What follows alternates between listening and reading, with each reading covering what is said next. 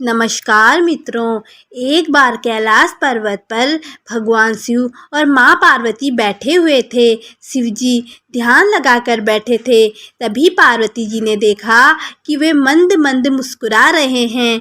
पार्वती जी के मन में प्रश्न उठा कि आज महादेव ध्यान मुद्रा में क्यों मुस्कुरा रहे हैं। उन्होंने भोले बाबा की समाधि समाप्त होने पर उनसे पूछा, स्वामी, मैंने आपको पहली बार समाधि में मुस्कुराते हुए देखा है, इसका क्या कारण है। शिवजी ने उन्हें बताया कि उनके एक भक्त और उसकी पत्नी की बातें सुनकर वे मुस्कुरा रहे थे।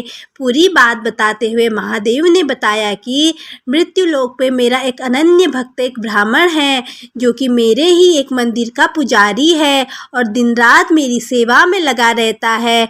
वह इसी मंदिर के पीछे एक छोटी सी कुटिया में अपनी पत्नी के साथ रहता है। इसकी पत्नी चाहती है कि उसके पास खुद का घर हो और धन दौलत हो, जिससे वह सुख से अपना जीवन बिता सकें, परंतु पुजारी केवल मंदिर के चढ़ावे पर निर्भर है और मंदिर में आने वाली दान दक्षिणा से बड़ी मुश्किल से उसका घर चल पाता है। घर और अन्य सुख सुविधा कहाँ से आएंगी। लेकिन वह दिन रात मुझसे अपनी पत्नी का सपना पूरा करने का अनुग्रह करता रहता है। आज उसकी पत्नी ने उससे एक ऐसी बात कही जिसे सुनकर मैं मुस्कुराए बगैर नहीं रह सका। पार्वती जी ने पूछा, ऐसा क्या कहा उसकी पत्नी ने जो आपका ध्यान भंग हो गया। शिवजी ने बताया, उसकी पत्नी ने आज उसे ताना मारते हुए कहा कि जिन भोले शंकर की तुम दिन रात सेवा करते रहते हो और उनसे मेरे लिए घर मांगते रहते हो, उनके पास तो खुद का घर ही नहीं है। वे तो खुद कैलाश पर्वत पर रहते हैं, तुम्हें कहाँ से घर देंगे। बस यही बात सुनकर मैं मुस्कुरा रहा था। इस पर पार्वती जी को बड़ा आश्चर्य हुआ।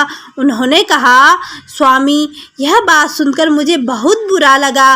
वह आपको ताना मार रही है और आप मुस्कुरा रहे हो।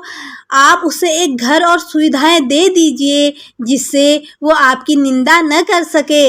इस पर शिवजी ने कहा, पार्वती, यह मेरे वश में नहीं है।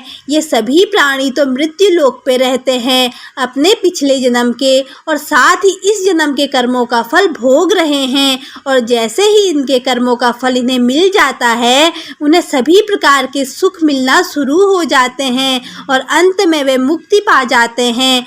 इसीलिए इसे मृत्यु लोक कहा गया है।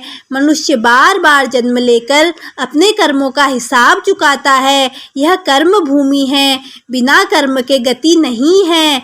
आगे शिवजी ने कहा, यह ब्राह्मण पिछले जन्म में एक साहूकार था, जो कि लोगों की जमीन, उनके जेवर, पशु आदि गिरवी रखकर उन्हें पैसे देता था और उनकी जमीन हड़प लेता था और जो दूसरों के जेवर और ब्याज में पैसा मिलता था उसका उपयोग यह अपनी पत्नी के लिए किया करता था।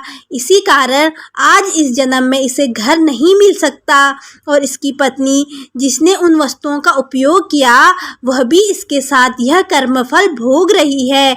इस जन्म में यह मेरी सेवा कर रहा है, जिससे इसके कर्मों के फल में जो कष्ट मिलने थे वह मेरी भक्ति के कारण इसे नहीं मिल रहे हैं।